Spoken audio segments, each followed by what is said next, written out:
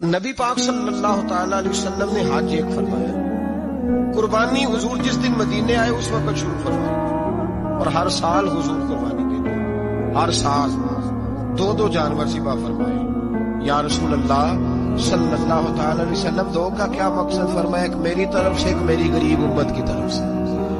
یا رسول اللہ صلی اللہ علیہ وسلم کس طرف سے فرمایا؟ ایک میری طرف سے، ایک میری امت کی طرف سے۔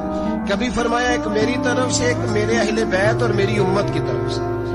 دو جانور حضور نے ذبح فرمائے، اور پھر میرے حبیب پاک صلی اللہ تعالی علیہ وسلم کے غلام مولا علی شیر خدا، ابن ماجہ کی روایت ہے، حضرت علی شیر خدا فرماتے ہیں کہ نبی پاک علیہ الصلوۃ والسلام دو جانور ذبح کرتے تھے۔ خود حضرت علی کی جب باری آئی تو انہوں نے بھی دو فرمائے۔ تو صحابہ نے پوچھا کہ علی دو کیوں؟ دو کس لیے؟ تو حضرت علی رضی اللہ تعالیٰ عنہ فرمانے لگے، مجھے میرے حبیب نے وصیت فرمائی تھی کہ علی تو نے دو کرنے، ایک اپنی طرف سے کیا کرنا، ایک میری طرف سے کرنا۔ تو میں ایک اپنی طرف سے دیتا ہوں، ایک اپنے نبی پاک کی طرف سے دیتا ہوں صلی اللہ علیہ وسلم۔ دو جانور۔ آپ لوگوں نے سنی ہوئی ہے یہ بات کہ مہینہ کھانا نہیں پکتا تھا حضور کے گھر میں۔ حضرت عائشہ فرماتی ہے 3 چاند اور 3 سورج اکٹھے کبھی نہیں دیکھے جب ساتھ روٹی بھی کھائی ہو، یعنی 3 دن مسلسل کبھی کھانا نہیں کھایا۔ قربانیاں کتنی دی؟ بولیے۔ حضرت علی شیر خدا کا مکان کوئی نہیں اپنا، کوئی گھر نہیں بنایا۔ مولا کائنات شیر خدا، میں نے یہ بات پھر دوہرا رہا ہوں، پہلے بھی میں نے عرض کی تھی، پکا کرنے کے لیے دوہرا رہا ہوں۔ حضرت علی کا کوئی کاروبار نہیں بظاہر۔ بی بی صاحبہ فرماتی ہیں کہ کئی ہفتے صرف سرکہ اور کھجورے۔ قربانیاں کتنی؟ اسی سارے صاحب لان ٹرے ہیں کہ ساڑھے تے لگتی ہے کہ نہیں، پکا۔ اور پھر جب بات ہوتی ہے دینے کی تو ماحول اور ہوتا ہے، جب لینے کی باری ہوتی ہے تو ماحول اور ہوتا ہے۔ قربانی واجب ہے اس شخص پر جس کے پاس 52.5 تولے چاندی یا 7.5 تولے، لیکن میں 7.5 تولے والا فتویٰ نہیں دیتا، میں 52.5 تولے چاندی والا فتویٰ دیتا ہوں، اس لیے کہ 52.5 تولے چاندی تو شاید تولہ یا 1.5 تولہ سونے کے برابر ہی ہو جائے، ٹھیک ہے نا جی؟ تو 7.5 تولے سونا 50-60 ہزار روپیہ جس آدمی کے اکاؤنٹ میں موجود ہے وہ قربانی کرے۔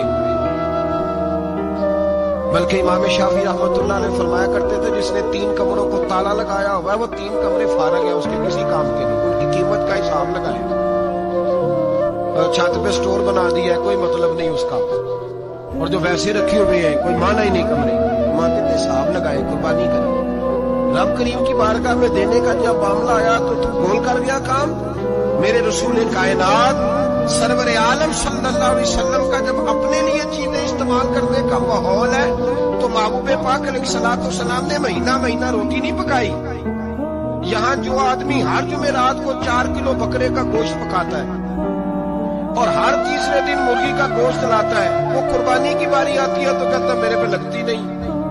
وہ ٹھیک ہے ابا جی لے آئے، ابا جی کی طرف سے قربانی ہے، اس دفعہ ابا جی کی، اگلی دفعہ ابا جی کی، اس سے اگلی دفعہ دادی جی کی۔ او خدا کے بندو، جس آدمی کے پاس پیسے ہیں پہلے اپنی قربانی واجب ہے۔ میری بات کی سمجھ آ رہی ہے عزیزوں کو؟ جو آدمی صاحب استطاعت ہے پہلے کس کی قربانی کرے گا؟ وہ کمائی کرتا ہے، اس کے اپنے اکاؤنٹ میں تنخواہ آتی ہے، ابا جی کے اکاؤنٹ میں نہیں آتی۔ اس نے اپنا بینک بیلنس چوری بھی رکھا ہوگا ابا جی سے۔ پہلے اپنی قربانی کرے، اگر اس کو شوق ہے، دل کرتا ہے تو ایک اور خریدے، پھر ابا جی کی طرف سے کرے۔ اگر اللہ نے توفیق دیا تو ایک اور خریدے، اماں جی کی طرف سے کرے۔ اور اگر اس کے دل کو اللہ ٹھنڈک عطا کرے، سکون کرے، تو پھر اپنے رسول کی طرف سے بھی قربانی دے، پھر اپنے محبوب کی جانب سے بھی قربانی کرے۔ نبی پاک صلی اللہ تعالی علیہ وسلم نے ہر سال 2 قربانیاں دی، 10 سال۔ کل کتنی ہوگی 10 سالوں میں؟ بولیے۔ اور جب حضور حج کرنے گئے نبی پاک نے 63 اونٹ ذبح فرمائے۔ ایک اونٹ میں کتنی قربانیاں ہوتی ہیں؟ 63 اونٹ حضور نے ذبح فرمائے۔ اور حدیث بڑی مزیدار ہے، حضرت ابو ہریرہ رضی اللہ تعالیٰ عنہ فرماتے ہیں کہ جب اونٹ ذبح کرنے کی باری آئی تو ہم سوچ رہے تھے، پریشان تھے کہ یہ تو بڑا مشکل ہے ذبح کرنا، بڑا مشکل ہے، اس کو تو نہر کرنا پڑتا ہے، گرانا پڑتا ہے، باندھنا پڑتا ہے، سب سے مشکل کام اونٹ ذبح کرنا ہے۔ تو نبی پاک صلی اللہ علیہ وسلم کی تو عادت کریم ہے، اپنے ہاتھ سے ذبح کرتے ہیں حضور۔ وہ ہمارا اللہ خیر کرے اب اللہ ہی حافظ ہے. ذبح کرنا تو دور کی بات ہے، ہمارا جو بی اے پاس لڑکا ہے نا اس کو ڈر آتا ہے جانور کے پاس کھڑے ہوتے ہیں. کہتے ہیں بچوں کو اندر لے جاؤ، 10 سال کا 12 سال کا اس کو اندر لے جاؤ، ذبح کرنا روئے گا. اب بس کرو یار، یہ کس قوم سے تمہارا تعلق پڑ گیا ہے؟ ہمارے تو 12 اور 14 سال کے محمد اور معاذ ابو جہل کی گردن کاٹ کے رکھ دیا کرتے تھے، اور تو بچہ بکرا ذبح کرنے سے ڈرا رہا ہے. اس کو کھڑا کر لا کے، قربانی تو جہاد کی ٹریننگ ہے، تو کھڑا کر. اس کو کہا بیٹا یہاں کھڑا ہو، اللہ کے رستے میں بکرے کی گردن کاٹنی ہے. اگر کوئی شخص خدا رسول کے دین کی مخالفت کرے، کفر کا جھنڈا اٹھائے تو اس کی گردن بھی کاٹ دیں. یہ ٹریننگ ہے بچوں کے لیے. یہاں عجیب ماحول ہے، ڈر لگ رہا ہے، پیچھے ہٹ جاؤ. اور جس صاحب کی قربانی ہے وہ بھی کوئی 1.5 کلومیٹر کے فاصلے میں کھڑے ہیں، دور کھڑے ہو کے دیکھ رہے ہیں. نفیس ہی بڑے ہیں جناب، لطیف ہی بڑے ہیں. کپڑوں کو کوئی قطرہ خون کا لگ گیا تو بڑی مصیبت بن جائے گی. اور امیر آدمی اس کا تو گھر کسائی نے خود فون کیا ہے کہ صاحب سب سے پہلے میں آپ کے گھر آؤں گا. اس کو پتہ ہے کہ منہ مانگی قیمت ملے گی.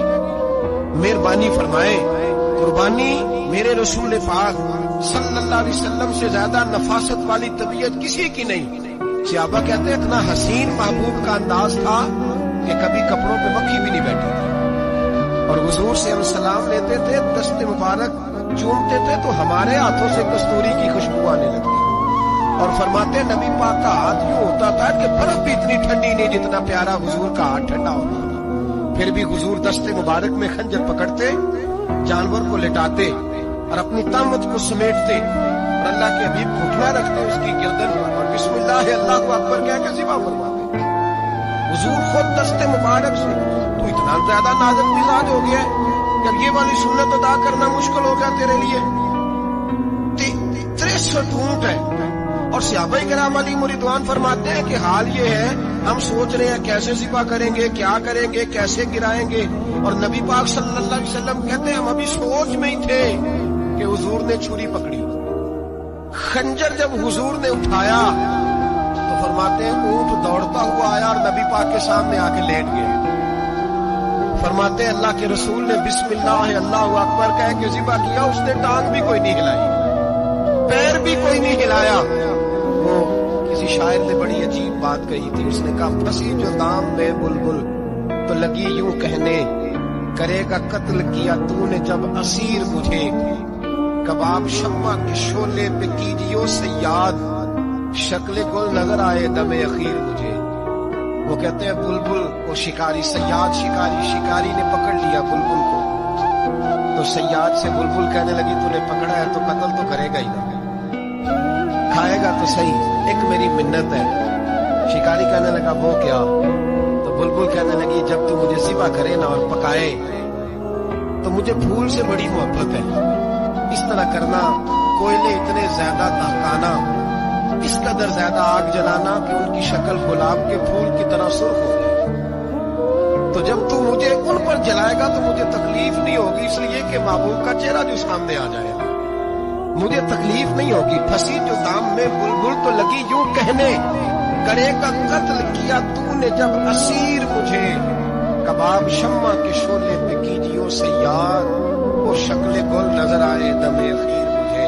اعلیٰ حضرت بریلوی علیہ رحمہ فرمایا کرتے تھے، فرماتے تھے بڑی تکلیف ہوگی جب جان نکلے گی.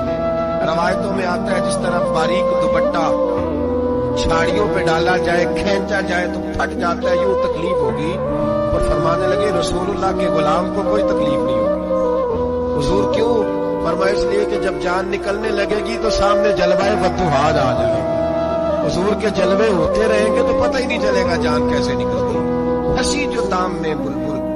تو صحابہ فرماتے ہیں کہ اونٹ دوڑتا ہوا آیا، حضور کے سامنے آ کے لیٹا، نبی پاک نے ذبح فرمایا اور فرماتے ہاتھ ہو گئی. حضور نے توجہ فرمائی تو دوسرا دوڑتا ہوا آ گیا، تیسرا آ گیا. حضرت ابو ہریرہ فرمایا کرتے اونٹ ایک دوسرے کو دھکے دیتے تھے، پیچھے ہٹ جا، پہلے میں نے جانا ہے. 63 اونٹ وادی مینا میں حج کے موقع پر میرے رسول پاک نے دست مبارک سے ذبح فرمایا. ہر قربانی حضور نے اپنے ہاتھوں سے فرمائی. قربانی واجبات دین میں سے، ضروریات دین میں سے، اور کوئی اتنا لمبا چوڑا مسئلہ نہیں. بہت ساری چیزوں کو خود بخود مشکل کر لیتے. ٹی وی پہ خبر آتی ہے فیصل آباد کے دو بیل ہے، بھولو اور ڈولو، پتہ نہیں کتنے من ان کا وزن ہے۔ ان سے پوچھا جا رہا ہے کہ بھولو ڈولو کھاتے کیا ہے؟ تو کہتے ہیں بادام کھاتے ہیں، مکھن کھاتے ہیں۔ یہ جناب پتہ نہیں ان کو دودھ کتنے کلو روز پیتے ہیں، اور بھولو ڈولو بیچارے سے خود نہیں چلا جا رہا، لگ ایسے رہ جیسے وہ خود کہہ رہے ہیں مہربانی کرو ہمیں ذبح کر دو، اب تو اٹھا بیٹھا بھی نہیں جا رہا۔ او خدا کے بندو، دین کی اصل حقیقت کو سمجھو۔ یہ تو حضور نے فرمایا خوبصورت جانور لاؤ، یہ کس حدیث میں آیا ہے کہ اسے بادام کھلاؤ؟ آج لوگ انسانوں کو روٹی نہیں مل رہی اور جانوروں کو بادام کھلا رہے ہو۔ وہ کہتے ہیں اس کے ایک حصے میں جو اللہ نے شہر رکھی ہے نا وہ چارہ ہے، اس کو چارہ کھلاؤ اور اچھے طریقے سے پیٹ بھر کے کھلاؤ۔ جانور کو پیٹ بھر کے چارہ کھلایا جائے تو جتنی اس کی طبیعت ہوتی ہے اس حساب سے وہ صحت مند ہو جاتا ہے۔ باقی یہ تو آپ کسی شخص کو اتنا کھلا دیں کہ اس کا پیٹ اتنا بڑا ہو جائے، پھول جائے، تو وہ بیچارہ تکلیف میں آئے گا کہ نہیں آئے گا؟ یہ کس قسم کا ماحول ہے؟ ایک بکرا بکا ہے لاہور میں اور سیٹھوں نے شرطیں لگائی ہوئی ہے، میں 5 لاکھ کا لایا ہوں تو میں 9 لاکھ کا۔ یہ کیا چکر ہے؟ اور اتنا کھلایا جی اس کو فلاں چیز، یہ کس نے کہا ہے کھلانے؟ بادام کھانا کس حدیث میں آیا؟ کس صحابی نے اپنے بکرے کو بادام کھلایا؟ کس نے مکھن کھلایا؟ کس نے پیڑے کھلائے؟ بس کرو، عجیب تماشا لگ گیا ہے۔ اور یہاں تو اتنی بری حالت ہو گئی ہے کہ عورتیں ناچنے لگی ہیں قربانی کے جانوروں کے آگے، بیبیاں بیچنے لگی ہیں۔ اللہ کے غضب کو آواز نہ دو، یہ قربانی ہے کہ ہر چیز کا مذہب کی ہر شے کا مذاق بنا دیا ہے۔ جس دین نے عورت کی اپنی قربانی بھی ہو تو اس کو ذبح کرنے کی اجازت نہیں دی، مرد ذبح کرے گا۔ جو دین کہتا ہے کہ عورت ذبح نہیں کرے گی وہ عورت بیچ سکتی ہے لا کے جانور؟ جہاں جس کا میں نے رمضان میں بھی کہا تھا، پھر بات دہراتا ہوں، سارا سال ناچتے گاتے ہیں اور عید کا موقع آتا ہے تو 2-4 مولوی بٹھا کے وہ دین سکھانا شروع کر دیتے ہیں۔ کوئی پتہ ہی نہیں، کوئی خبر ہی نہیں۔ جس بوتل میں کل تک شراب بک رہی تھی اسی میں دودھ پلاؤ گے؟ جس برتن میں کل تک پیشاب تھا اس میں آج لوگوں کو شہد پلاؤ گے؟ بس کرو، یہ مذاق نہیں، یہ رسول اللہ کا دین ہے۔ نبی پاک سید عالم صلی اللہ تعالی علیہ وآلہ وسلم نے کوئی ذمہ عورت کے کوئی چیز نہیں لگائی ایسی جس میں اسے مردوں کے ساتھ شامل ہونا پڑے، اور عورت سمجھ ہی نہیں رہی کہ یہ اس کی تذلیل ہے، عزت نہیں۔ صابن بک رہا ہے تو ساتھ بیوی کھڑی ہے، شیمپو بک رہا ہے تو عورت اس کی جو ہے وہ ایڈ دے رہی ہے۔ یہ عزت ہے عورت کی؟ رسوا کر دیا تم نے ہر شے میں عورت۔ اب قربانی کا جانور بھی بیوی بیچے گی؟ غیرت کہاں گئی اس قوم کی؟ میرے رسول پاک سرور دو عالم صلی اللہ تعالی علیہ وسلم کو کسی نے آ کے کہا فلاں قبیلے کے لوگوں نے عورت کو سربراہ بنایا ہے، عورت کو آگے لگا لیا، فرمایا تباہ ہو گئے وہ لوگ، انہوں نے عورتوں کو اپنے آگے پیشوا بنا دیا۔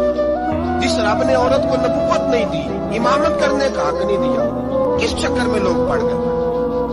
5 لاکھ کا جانور کس لیے لائے ہو؟ 5 لاکھ کا تفاخر کے لیے، دکھانے کے لیے؟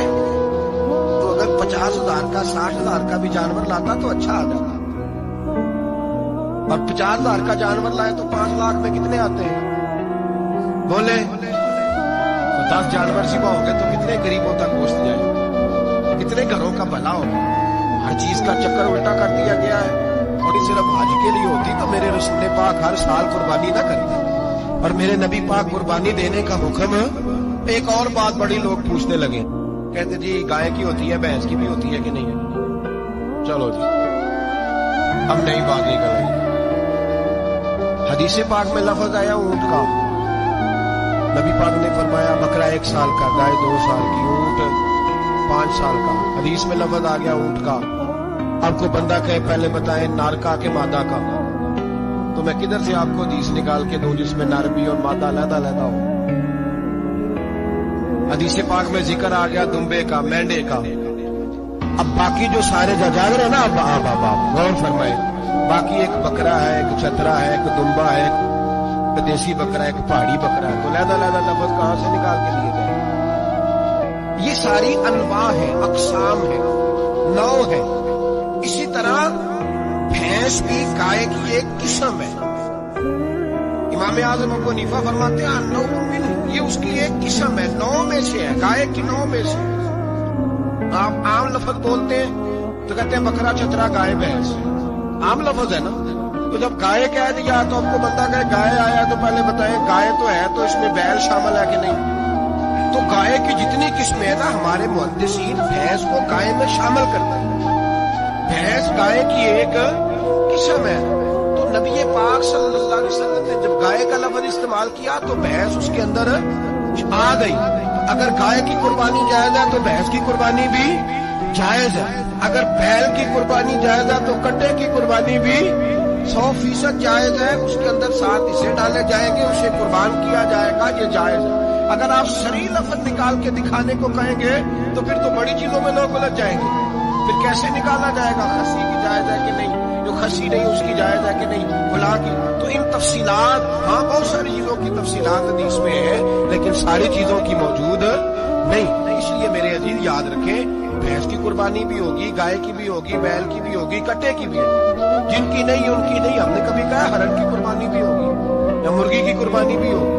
تو حدیث مبارکہ کے اندر جو چیزیں موجود ہیں ان کی جتنی اقسام ہیں ان سب کی قربانی کرنا جائز ہے۔ اور میرے نبی پاک صلی اللہ علیہ وسلم نے فرمایا جانور خوبصورت ہو، لنگڑا نہ ہو، کانا نہ ہو، زخمی نہ ہو، خوبصورت جانور لاؤ، اس کو لا کے ذبح کرو۔ لوگ کہتے ہیں چلو اتنے پیسے اللہ کے راستے میں دے دیں، تو یہ کافی نہیں کافی۔ مسلم شریف میں، بخاری شریف میں میرے نبی پاک سید عالم صلی اللہ تعالی علیہ وسلم نے فرمایا 10 ذی الحج کو اللہ کی نظر میں ابن آدم کا سب سے پسندیدہ عمل، لیکن نا 10 ذی الحج کو، کل کی 10 ذی الحج ہے تو بڑے کام ہوں گے، فجر کی نماز بھی ہوگی، تکبیرات تشریق بھی پڑھی جائیں گی۔ آج فجر سے شروع ہو گئی نا، 9 کی فجر سے لے کر 13 کی عصر تک تکبیرات تشریق پڑھی جائیں گی۔ اللہ اکبر، اللہ اکبر، لا الہ الا اللہ واللہ اکبر، اللہ اکبر وللہ الحمد، اللہ اکبر، اللہ اکبر، لا الہ الا اللہ واللہ اکبر، اللہ اکبر وللہ الحمد، اللہ اکبر، اللہ اکبر، لا الہ الا اللہ واللہ اکبر، اللہ اکبر وللہ الحمد۔ کوشش کریں جب بھی پڑھیں 3 بار پڑھیں۔ تکبیرات تشریق بھی پڑھی جائیں گی، فجر کی نماز بھی کل ہوگی، عید کی نماز بھی ہوگی، لوگ اور بھی کوئی ذکر اذکار کریں گے۔ لیکن میرے نبی پاک صلی اللہ علیہ وسلم نے فرمایا 10 ذی الحج کو اللہ کو اپنے بندے کا جو کام سب سے زیادہ پسند ہے وہ یہ ہے کہ وہ اللہ کے راستے میں جانور کا خون بہائے۔ حالانکہ نمازیں بھی ہیں، اذکار بھی ہیں، تکبیرات بھی ہیں، سارا کچھ ہے، پر اللہ کو سب سے زیادہ کیا پسند ہے؟ جانور کو قربان کرنا۔ یہ اللہ کو بڑے خوبصورت لفظ نبی پاک علیہ السلام نے فرمایا قربانی کا جانور قیامت کے دن اپنے سینگوں اور کھروں سمیت آئے گا، اور جس نے قربانی کی ہوگی اس کی بخشش کروا کے اسے جنت میں لے کر جائے گا۔ تو فرمایا ابن آدم کا سب سے پسندیدہ عمل یہ، سب سے پسندیدہ، کہ وہ 10 ذی الحج کو قربانی کرے، کوشش کرے خود ذبح کرے اپنا جانور۔ یہ حضور کی سنت ہے۔ یہ نہ ہو سکے نبی پاک صلی اللہ علیہ وسلم نے اپنے ہاتھوں سے ذبح کرنے لگے حضرت فاطمہ کا جانور، تو فرمایا فاطمہ ادھر آ کے اس کے پاس کھڑی ہو جاؤ، میں تمہارا جانور ذبح کرتا ہوں۔ اپنے جانور کے پاس کھڑے تھے۔ میرے جو بھائی ذبح کرنے کا کام کرتے ہیں نا، قصاب ہم کہتے ہیں، سارے قصاب نہیں ہوتے، بہت سارے لوگ یہ سعادت حاصل کرتے ہیں اور بڑی نیکی کا کام کرتے ہیں، اللہ انہیں بڑی بہترین جزا عطا فرمائے گا، بڑا خیر کا کام کرتے ہیں۔ لیکن چونکہ رش ہوتا ہے ایسے لوگوں کے پاس، تھوڑی جلدی بھی ہوتی ہے، پہلے تو کوشش کریں تکبیر خود ڈالیں، یہ نہیں ہو سکتا تو قریب کھڑے ہو۔ ہمارے ہاں ایک رواج یہ بھی ہے کہ 2 بندے ہاتھ رکھتے ہیں، ذبح وہ کرنا ہوتا ہے تو جس کی قربانی ہوتی ہے اس کو کہتے ہیں تو بھی ساتھ ہاتھ رکھ، ہوتا ہے نا جی بہت سارے لوگوں۔ اب حکم یہ ہے شریعت اسلامیہ کا کہ جب جانور ذبح کریں گے تو پڑھیں گے بسم اللہ اللہ، بسم اللہ اللہ۔ ہاں نبی پاک صلی اللہ علیہ وسلم نے لمبی دعا پڑھی، صحابہ بھی لمبی دعا، انی وجہت وجہی للذی فطر السماوات والارض حنیفا وما انا من المشرکین، یہ بھی پڑھا۔ اور پھر میرے رسول پاک صلی اللہ علیہ وسلم نے یہ بھی کہا کہ اللہ میری طرف سے قبول فرما، میری امت، میری اہل بیت کی طرف سے قبول فرما۔ صحابہ जब जानवर ज़िबा करने लगते पहले ये दुआ पढ़ते, फिर कहते अल्लाहुम्मा तकब्बल मिन्ना कमा तकब्बलता खलील का इब्राहीम अलैहिस्सलाम व तकब्बलता हबीब का मुहम्मद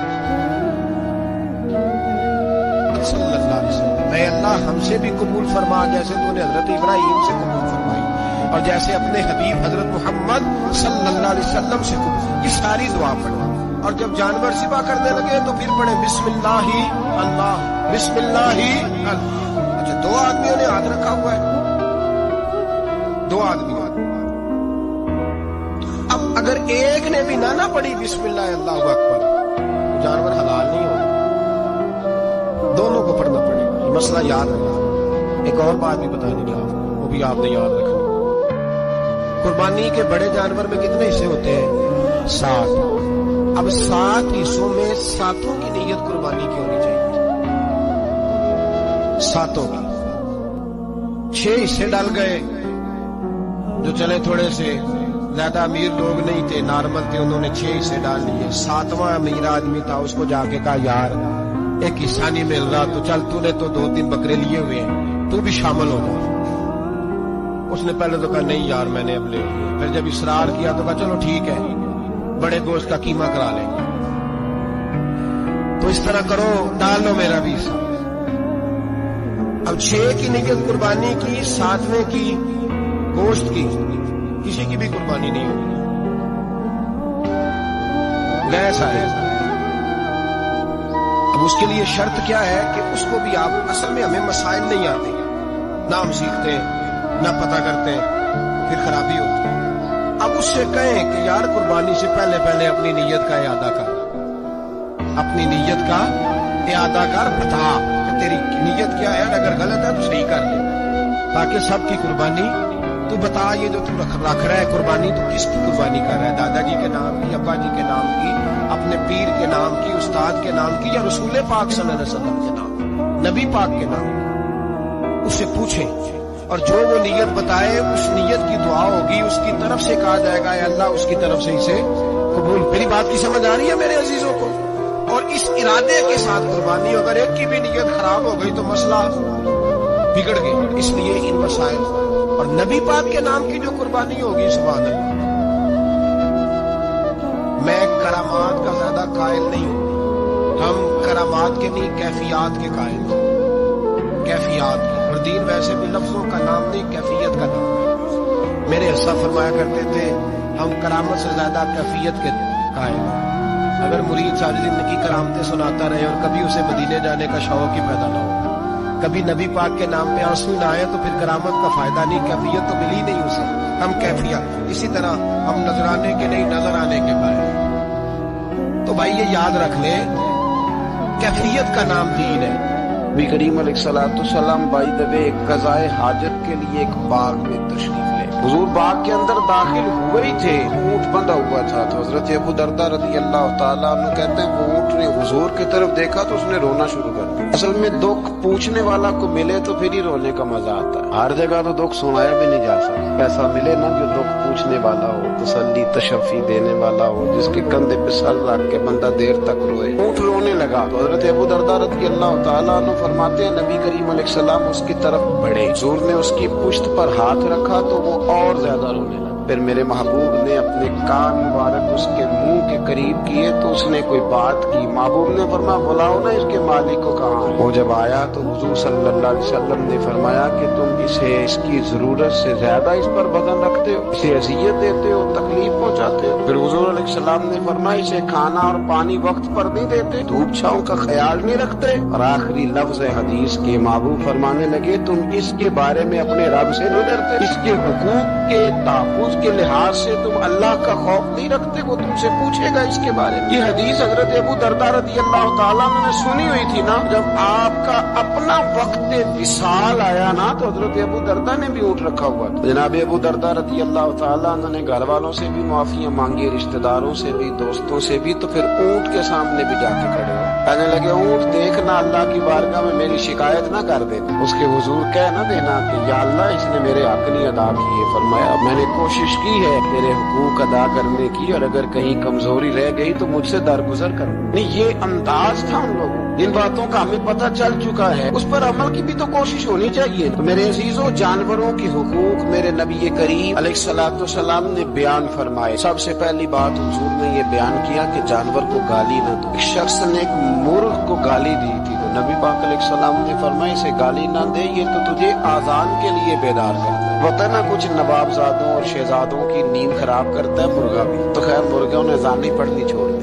تکلیف کی بات ہے، خوشی کی بات نہیں، درد کی بات، یہ اذیت کی بات نہیں۔ وہ وطن بھی کو وطن ہے جس میں اذان کی آواز ہی نہ ہے، وہ دیس بھی کو دیس ہے۔ ہم جا کے اب بسنے لگے ہیں ٹاؤنوں کے اندر، سوسائٹیوں کے اندر، جہاں اذان کی آواز ہی نہیں آتی۔ کچھ جگہ ہے جہاں اذان کی آواز ہی نہ آئے۔ ہمارے ہاں جو غریب لوگ ہوتے ہیں نا، وہ گدا ریڑھی پہ دفعہ سبزی بیچتے ہیں۔ یہ ہمارے آج کل کنوں بہت زیادہ ہیں مارکیٹ میں، تو میں دیکھتا ہوں کہ سڑک کے اوپر گدے کو بھی کھڑا کیا ہوا، اس لیے کہ اب وہ اسی کے اوپر سارا دن رکھیں گے اس کو، اور شام تک جب تک بکے گا نہیں اس بیچارے کی خلاصی نہیں ہوگی۔ نبی پاک صلی اللہ علیہ وسلم نے فرمایا کہ جانور کو سواری بناؤ، کرسی نہ بناؤ۔ دو صحابہ بیٹھے تھے گھوڑے کے اوپر، ایک ادھر بیٹھا تھا ایک ادھر بیٹھا تھا، دونوں آپس میں باتیں کر رہے تھے۔ اس طرح ہمارے زمانے میں جو نئی کار خریدتا ہے نا، تو اس کا بھی کوئی واقف مل جائے تو وہ روڈ کے اوپر کھڑے ہو کے بات کرتا ہے، کیونکہ روڈ تو اس نے الاٹ کرایا نا اپنے نام۔ میرے جیسا آدمی کئی دفعہ پیچھے ہو بھی نا، تو ایک دن بچہ مجھے کہنے لگا کہ زور سے ذرا ہارن دی، تو میں نے کہا یار اس کے پاس نئی دولت آئی ہے تو مطلب اس کو ہارن نہ دیتا نہیں کہاں سے بولے گا، تو اس کا تو کچھ نہیں بگڑے گا، تو ہمارے لیے مسئلہ بنے گا۔ ارج نہیں، اب یہ کھڑا ہے تو کھڑا، یہ اس کو لوگ چودراہٹ سمجھتے ہیں، یہ چودراہٹ نہیں ہوتی، اس سے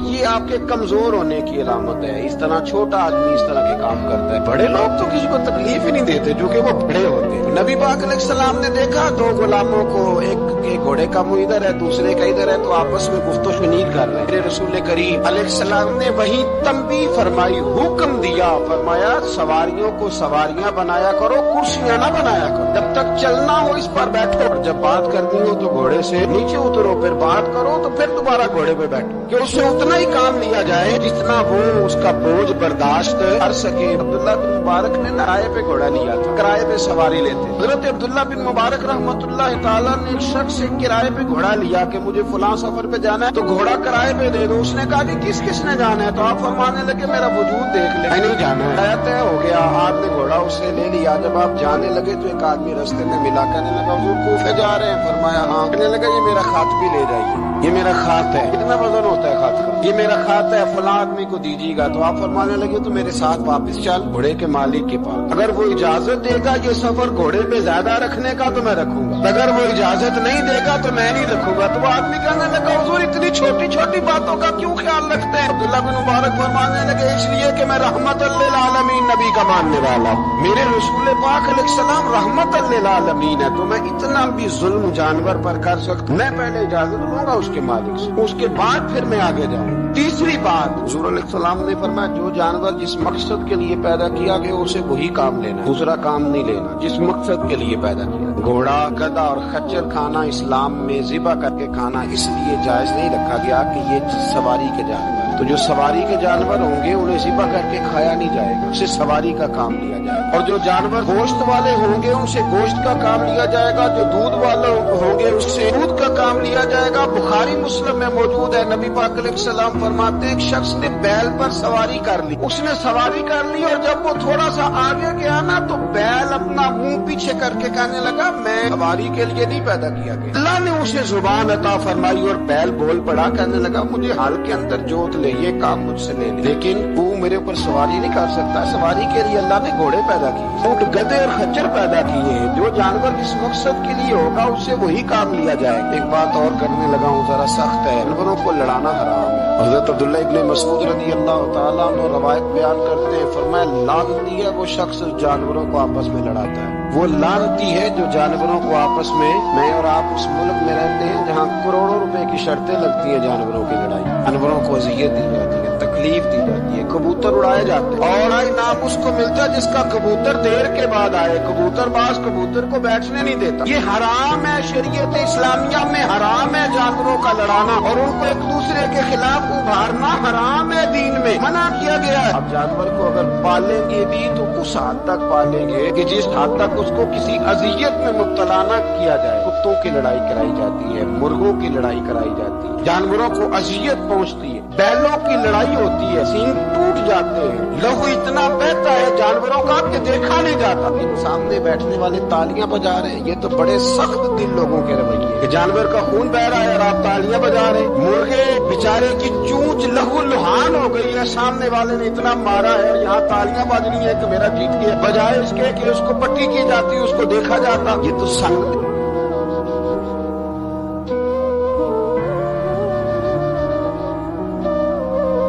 लोगों का काम है। हम तो रहमतल लिल आलमीन नबी के गुलाम सल्लल्लाहु अलैहि वसल्लम, हमारे दीन ने तो हमें ये मिजाज ही नहीं दिया। हमने तो प्यार करने, हमने तो मोहब्बत बांटनी, हमने तो शफकत करनी है। नबी पाक अलैहिस्सलातु सलाम ने अनवर से उसके बच्चों को जुदा करने से मना फरमाया। जब तक बच्चे को माँ की जरूरत है उसे जुदा नहीं किया जाए, जब तक वो दूध पीता है उसे जुदा नहीं किया जाए। पिया का बच्चा भी छोटा है और उसकी माँ उसके लिए दाना लेके आती है तो उसे माँ से जुदा नहीं किया जाए, उसकी जज्बात का, एहसासात का ख्याल रखा जाएगा। यहाँ तो मेरे देहातों के जो बड़े समझदार किस्म के, समझदार खुदरी किस्म के लोग हैं, उनका भी जब बहू से इख्तलाफ होता है तो कहते हैं इसके बच्चे रख लो, ये जब खुद रोएगी तो लौट के आ जाएगी। इस महबूब ने जानवर से उसके बच्चे जुदा करने से मना किया, माँ से बच्चे जुदा कर। और सियाने लोग, कुछ मेके भी ऐसे हैं, मेके भी, वो कहते हैं बेटे तू आ जा और बच्चे वापस कर दे, इसलिए कि भाई हमारा नहीं उनसे निजाम चलेगा, बच्चे उनके हैं तो तू उनको दे। कितना जुल्म। ना इंसान हो के ये बात कर रहा है, समझदार हो के, अक्लमंद हो के, जी शऊर हो, दावा है उसकी बुजुर्गी का। नबी रहमत अलैहिस्सलाम की गुलाम हजरत अबू हुरैरा रदियल्लाहु ताला अन्हु फरमाते हैं, मिशकात में मौजूद है, फरमाया एक चिड़िया आई और आके मेरे नबी के कंधों पे बैठ गई। उस चिड़िया ने क्या कहा कि महबूब की आंखों में आंसू आ गए, हुजूर रोए, फटाफट हुजूर उठे, मैं कौन इसके बच्चे उठा के लाया, इसने इसके बच्चे उठाए, कौन है जल्दी बताओ। हजरत अबू हुरैरा कहते हैं कि सहाबी है कि या रसूलल्लाह मैं जरा पसंद आ गए थे तो मैं उठा लाया। हुजूर ने फरमाया इसे वापस कर दो, ना ये मेरी बारगाह में शिकायत कर रही है तो कयामत में भी तेरी शिकायत करे, जा वहीं रख के आ, से तू उठा करके लाया था। मेरे दोस्तों, दीन इतने आला हुकूक बयान करे जानवरों के, जानवरों और इंसान उससे आगे बढ़ के इंसानों के साथ सलूक करे। हम ना सियासत से बादशाही लेना चाहते हैं, सियासतदानों के अपनी जेब से इश्तिहार छपवा के बादशाही लेना चाहते हैं, डेरा बना के बादशाही लेना, ना बादशाही तो रहम करने से मिले, बादशाही तो शफकत करने से मिले, बादशाहियाँ तो अल्लाह की मखलूक से प्यार करने से मिले। बादशाहियाँ इमाम अहमद बिन हंबल रहमतुल्लाह ताला अलैह फरमाते, मैंने एक मुहद्दिस का तज़किरा सुना कि वो मेरे महबूब की हदीसें बयान करते हैं तो कहते हैं मैं शौके इल्म में उनकी बारगाह में पहुंचा, जब मैं गया तो कुत्ते को खाना खिला रहे, मैंने सलाम ली तो उन्होंने जवाब तो दिया पर कोई इतनी तवज्जो नहीं की मेरी तरफ। मेरे दिल में ख्याल आया ये मुहद्दिस हैं और कुत्ते के साथ इतना प्यार कर रहे हैं, मेरी तरफ देखा ही नहीं। तो फरमाते हैं वो कुत्ते को खाना खिला के फारिग हुए तो मेरी तरफ देख के कहने लगे, अहमद बिन हंबल मेरे इलाके में कुत्ते नहीं रहते, कुत्ते दूसरे शहर में ज्यादा पाए जाते हैं, ये भूखा था तो इधर आ गया था। तुम्हें हुजूर अलैहिस्सलाम की वो हदीस तो पता होगी, नबी पाक ने फरमाया जो किसी के साथ उम्मीद लगाए और वो आदमी उसकी उम्मीद पूरी करने पर कादिर हो फिर भी उम्मीद पूरी न करे, कयामत के दिन अल्लाह उसकी भी बहुत सारी उम्मीदें पूरी नहीं करे, उसे सजा मिलेगी। उम्मीद पूरी करने पर कादिर था, मजबूर नहीं था, पर पूरी न की तो उसे कयामत के दिन सजा मिलेगी। फरमाया ये कुत्ता उम्मीद लगा के आया था मेरे घर में खाने, अगर मैं पूरी न करता तो फिर हुजूर की उस हदीस पर अमल कैसे होता और फिर मुझे हदीसें बयान करने का मतलब क्या समझ में आता। इमाम अहमद बिन हंबल रहमतुल्लाह ताला अलैह फरमाते हैं मैंने कहा उस्ताद जी इजाजत दे दे, कहा किधर आए थे, कहा हुजूर जिस काम आया था ना वो मेरा बड़ा ही अच्छा हो गया, वो बड़ा शानदार हो गया, जो हदीस भी आपने बयान कर दी और सिर्फ बयान नहीं किया आपने तो अमल करके भी दिखा दिया, आपने तो उस हदीस पर मनोवन अमल करके भी दिखा दिया। जानवर के साथ उसने सलूक करना, उसके साथ प्यार करना। कुछ जानवर मुझी होते हैं, शरीयत ने उन्हें मारने की इजाजत दी है, इजाजत दे दी है, जो जानवर तकलीफ देता है, अजियत देता है, उसे मारा जा सकता है, लेकिन जानवर के हुकूक का लिहाज करना, उस पर रहम खाना, उस पर तवज्जो देना, इन चीजों को समझते नहीं अमीर मिल्लत। और अगर मैं कहूँ बानिए पाकिस्तान तो मैं ठीक कहूँ, बानिए पार्ट था एक उस वक्त अंग्रेजों का बड़ा, जमात अली शाह साहब मुहद्दिस अली पूरी भी पाकिस्तान की तहरीक चला रहे थे और कायदे आजम भी चला रहे थे। تو لارڈ نے قائد اعظم سے کہا تھا کہ قائد اعظم مجھے تیری سیاست سے اتنا ڈر نہیں آتا جتنا جماعت علی شاہ کے دین سے ڈر آتا. اتنا مجھے، میں آن دی ریکارڈ بات کر رہا ہوں ذمہ داری کے ساتھ، کہ تیری سیاست سے میں اتنا نہیں ڈرتا جتنا جماعت علی شاہ کے دین سے ڈرتا. اس لیے کہ یہ جب دین کا نام لے کے پاکستان کی بات کرتا ہے تو لوگوں پہ عدوتاری کر دیتا ہے. اس لیے میں تیری سیاست سے زیادہ اس کے دین سے ڈرتا ہوں. پیر ملت پیر جماعت علی شاہ صاحب ابو العرب بھی کہا جاتا. ان زمانوں میں عرب میں غربت آئی تو یہاں سے ہندوستان سے چندے اکٹھے کر کر کے پیر جماعت علی شاہ صاحب لے جایا کرتے. مدینہ شریف میں آج بھی جماعت منزل موجود. صاحب کی اپنی رہائش تھی. ملت پیر جماعت علی شاہ صاحب نہ مدینے میں گزر رہے تھے تو بڑے بڑے مرید ساتھ تھے. اس زمانے میں لوگ ہاتھوں میں چھڑی رکھا کرتے، جانور اکثر ہوتے تھے تو چھڑیاں ہاتھوں میں ہوتی تھی. تو پیر صاحب گزر رہے تھے، بوڑھے آدمی تھے ساتھ تھے، تو ایک کتا دوڑا دوڑا. جب وہ پیر صاحب کے قریب سے گزرنے لگا تو ایک مرید نے نہ کتے کی ٹانگ پہ ڈنڈا مارا، پیچھے ہٹ جا، کپڑوں کو نہ لگ جا. تو چونکنے لگا، رونے لگا. جب بھاگا نا تو لوگ کہتے ہیں ہم نے عجیب منظر دیکھا. 100 سال کے پیر جماعت علی شاہ صاحب پگڑی ہاتھ میں پکڑی اور کتے کے پیچھے بھاگنا شروع کر. دوڑ کے کتے کو اٹھا کے لائے اور یوں اس کو سینے سے لگایا. پیر صاحب نا اس کتے کو اپنی رہائش گاہ پہ لے گئے. اپنی پگڑی کھول کے نا تو اس کی پٹی کی، پھر دودھ کا پیالہ اس کے آگے رکھا. کتے نے دودھ پی لیا تو پیر جماعت علی شاہ صاحب نے ہاتھ باندھنے لگے. مدینے کے کتے بھی پاک کی بارگاہ میں میری شکایت نہ کر دیں، حضور کی بارگاہ میں شکایت نہ کرنا کہ یا رسول اللہ یہ آتے حاضری دینا، ہمیں تکلیف دیتے ہیں. شکایت نہ کرنا مصطفیٰ کریم کی بارگاہ میں نے نہیں اسے کہا تھا، اس سے بھول ہو گئی، میں معافی مانگتا ہوں. میرے عزیزو، وہاں درد تھا، وہاں سوز تھا، وہاں پیار تھا، وہاں محبت تھی. لیکن ہمارے رویے انسانوں کے حق میں تو کیا جانوروں کے حق میں سخت سے سخت تر ہوتے جا رہے ہیں. ہم نے اپنے شوق سے جانور لڑانے شروع کر دیے، کبوتر اڑانے شروع کر دیے. تباہی پر تباہی کا ماحول فراہم کرتے جا رہے ہیں. ان سے پیار کریں، ان کو آسانی دینے کی کوشش کریں. کچھ لوگ ایسے ہوتے ہیں جو بیچارے بائی نیچر ہی کچھ پریشانیوں کا شکار ہوتے ہیں، اور قرآن مجید نے جو ارشاد فرمایا نا کہ کچھ لوگ نفس کی خواہش کو اپنا خدا بنا لیتے ہیں، تو وہ بلا وجہ بھی بہت ساری باتیں کرتے ہیں جن کا کوئی وجود نہیں ہوتا. عورت کو حقوق دلانے کے لیے بہت سارے لوگ بہت ساری غلط باتیں کرتے ہیں. جو لوگ یہاں سے کسی کو لے جاتے تھے نا دبئی، دھوکہ دے کے اور لے جاتے تھے یورپ میں، عرب ممالک میں دھوکہ دے کے لے جاتے تھے، تو وہ بھی کوئی خواب ہی تو دکھاتے تھے کہ اتنے لاکھ تنخواہ ہوگی، اتنا کچھ ہوگا. وہاں جا کے پتہ چلتا تھا کہ جیب سے بھی دینے پڑیں گے کچھ. بہت سارے لوگ ایسے ہوتے ہیں وہ سارے خوبصورتی کے نام پر ہی دھوکہ دیتے ہیں. آپ کو پتہ ہے کہ جو آدمی کسی کو لالچ دیتا ہے تو کسی کو لوٹنے کے لیے اسے لالچ دینا بڑا ضروری ہوتا ہے. لوگ پہلے لالچ دیتے ہیں پھر لوٹتے ہیں. پہلے مکمل لالچ دیتے ہیں، یہ چیز مل جائے گی، یہ چیز مل جائے گی. لوگ مکمل لالچ دیتے ہیں، اس کے بعد پھر لوٹتے ہیں. اور اگر لالچ نہ دیں تو کوئی آدمی قابو آئے گا؟ لوگ لوٹتے ہیں لالچ دے کر. اچھا، اب وہ جو جس کو لالچ دیا جا رہا ہوتا ہے وہ کہہ رہا ہوتا ہے کہ نہیں تمہیں نہیں پتا. وہ اس وقت ماننے کو تیار نہیں ہوتا. وہ کہتا ہے اتنی خوبصورت باتیں کر رہا ہے، اتنے اچھے پیغام دے رہا ہے، تم میرے دشمن ہو، تم مجھے منع کر رہے ہو. ہوش تب آتی ہے کہ جب سب کچھ لوٹ جاتا ہے. عورت کو ویسے بھی قابو کرنا بڑا آسان ہوتا ہے. اعلیٰ حضرت بریلوی رحمۃ اللہ علیہ فرماتے ہیں بیٹیاں نازک شیشیاں ہوتی ہیں، ان کو تو ذرا سی چوٹ لگے تو ٹوٹ جاتی ہیں. دیکھیں کتنا بڑا جملہ کہا بریلی کے امام. نازک شیشیاں، ذرا کوئی آدمی گمراہ کرتا ہے، ذرا خراب کرتا ہے.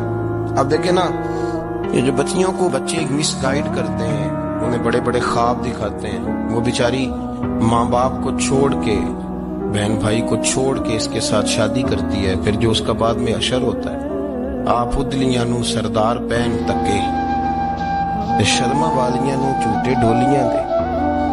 پھر وہ بیچاری ماں باپ رکھتے نہیں، وہ ظلم کرتا ہے، تو کتنی بڑی تکلیف میں وہ بچی آ جاتی ہے. نازک شیشی ہوتی ہے نا تو ٹوٹ جاتی ہے. یہی حال اب جدید خواتین اور یہ جو کچھ اینکر پرسن ہیں، یہ اصل میں نا یہ آپ کو سیاست سکھاتے ہیں، لیکن یہ مادر پدر آزاد لوگ ہیں، بالکل آزاد. یہ تو علماء شعور نہ کریں، بات نہ کریں، گفتگو نہ کریں، مشائخ بات نہ کریں، اور یہ جو کچھ سنجیدہ اور دینی طبقہ ہے یہ کوئی شور نہ کرے، یہ تو روڈوں پہ ننگے ہو کے آ جائیں وہاں سے۔ خوفناک نظریہ رکھتے ہیں، عورت کو کہتے ہیں تیرے حقوق ہم تجھے لے کے دیں گے، مثلاً وہ کون سا حق ہے جو تم نے لے کے دینا ہے؟ میرے نبی کریم صلی اللہ علیہ وسلم اس کو بیٹی بھی بنایا ہے، اس کو بہن بھی بنایا ہے، اس کو ماں بھی بنایا ہے، اسے بیوی کا عالی شان رتبہ بھی عطا فرمایا ہے۔ اور چونکہ بیٹی کا بھی حق بڑا بیان کیا جاتا ہے، بہن کا بھی، ماں کا بھی، اور بیوی کے معاملے میں لوگ سمجھتے ہیں کہ زیادہ بات نہیں کرنی چاہیے، شاید مسئلہ خراب ہو جائے۔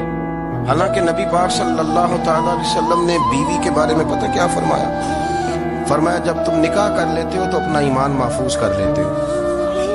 اب میں اس کی شرح نہیں کرتا، آپ خود کر لیجئے گا کہ وہ ایک ایسی شخصیت ہوتی ہے کہ جس کی موجودگی میں آپ کا ایمان محفوظ ہے۔ اب میں نہیں سمجھتا کہ اس سے بڑی بات کوئی اور ہو سکتی ہے، جس کی موجودگی میں آپ کا ایمان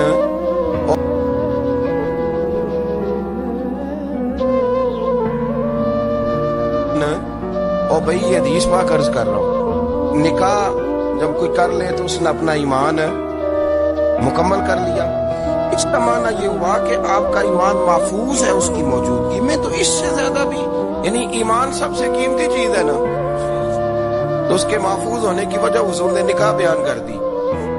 اب میرا خیال ہے بی بی اگر کوئی اس سے بڑا حقوق مانگے گی تو بیوقوفی کرے گی۔ اتنا بڑا درجہ نبی کریم نے اسے عطا کر دیا، اتنا بڑا مقام دے دیا کہ تو خامند کے ایمان کے محفوظ ہونے کا ذریعہ بن گئی ہے۔ عورت کو جو حقوق رسول کریم صلی اللہ تعالی علیہ وسلم نے عطا فرمائے، نبی پاک نے جو حقوق دیے، دیکھیں نا، حضرت عبداللہ ابن عمر رضی اللہ تعالیٰ عنہ کی اہلیہ بیمار تھی، جلدی سے وہ آئے، تو جب بہت جلدی ہو، سفر بڑا شدید تھا، تو آپ نے جلدی سے نماز ادا کی، جلدی سے چلے۔ آپ کے خادم کہنے لگے حضور خیریت ہے؟ فرمایا میری بیوی بیمار ہے۔ تو اس نے عرض کی حضور آپ کی اہلیہ بیمار ہے، تو آپ نے نماز بھی جلدی سے پڑھی، سفر بھی جلدی کیا۔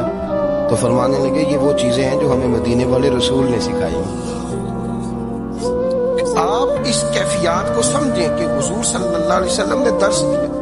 اور پھر ایک اور بہت بڑی بات، یہ فضیلت کسی اور کو نہیں دی، جو عورت کو حضور نے فضیلت دی، یہ فضیلت کسی اور کو نہیں دی۔ کبھی حضور نے فرمایا کہ تمہارا ابا تمہارے ساتھ بہت سخت رویہ کرے تو تم نے اس کو سختی پر داد دینی ہے؟ فرمایا چلو اگر وہ زیادتی بھی کرے تو تم نے اس کے ساتھ سلوک اچھا ہی کرنا۔ لیکن آپ ایک بات کو سمجھے نا، کہ بچے کے بارے میں، بیٹے کے بارے میں، بیٹی کے بارے میں فرمایا 10 سال کے ہو کے نماز نہ پڑھے تو سختی کرو، تمہارا ڈنڈا بھی لٹکنا چاہیے۔ بہت ساری جگہوں پہ بہت سارے لوگوں کے لیے سختی کا حکم دیا، لیکن عورت کے لیے حضور نے جو جملے کہے، اصل میں ہم سمجھتے ہیں کہ یہ ایک بات ہے، مشہور ہو گئی ہے روایت حدیث، تو بس اس کے پس منظر پر اور جملوں کے حسن پر شاید معاذ اللہ غور کرنے کی ضرورت نہیں۔ ذرا اس لفظ کی تاثیر پر غور کریں۔ حضور نے فرمایا عورت ٹیڑھی پسلی سے پیدا کی گئی ہے، یہ ٹیڑھی ہے، تو سیدھا کرنے کی کوشش کرو گے تو ٹوٹ جائے گی۔ تو حضور پھر ہمارے لیے حکم کیا ہے؟ فرمایا جیسی ہے تم اسی کے ساتھ نپاہ کرو۔ آپ سمجھیں کہ اتنا محفوظ حضور نے درجہ دے دیا بی بی کو، اتنا محفوظ کہ فرمایا غلط